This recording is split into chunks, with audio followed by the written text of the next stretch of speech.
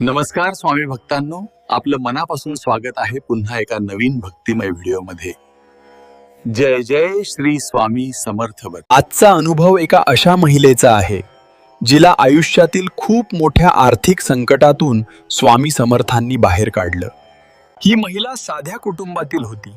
घरात पती, 2 मुलं आणि वृद्ध सासू सासरे होते। सगळं आयुष्य व्यवस्थित चाललं होतं, पण अचानक तिच्या पतीच्या कामात खूप नुकसान झालं। हळूहळू घरातील परिस्थिती खूप कठीण होऊ लागली। घरखर्च भागवणं कठीण झालं, कर्ज वाढत होतं। घरात सतत तणावाचं वातावरण निर्माण झालं होतं। त्या महिलेच्या मनात खूप चिंता होती। रात्रभर तिला झोप लागत नव्हती। मुलांचं पुढचं आयुष्य, घरखर्च आणि कर्ज याच विचारांनी ती पूर्णपणे त्रस्त झाली होती।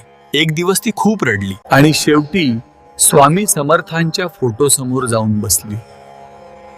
तिने डोळ्यात पाणी आणून प्रार्थना केली, स्वामी, आता माझ्याकडे काहीच मार्ग उरलेला नाही, तुम्हीच काहीतरी करा।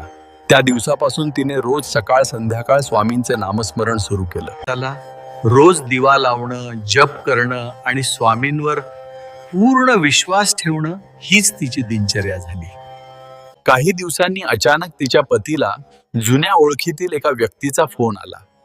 त्या व्यक्तीने नवीन कामाची संधी असल्याचं सांगितलं। सुरुवातीला त्यांना विश्वास बसत नव्हता, पण त्यांनी ती संधी स्वीकारली। हळूहळू परिस्थिती बदलून काम पुन्हा सुरू झालं आणि काही महिन्यांत घरातील वातावरण पूर्णपणे बदललं।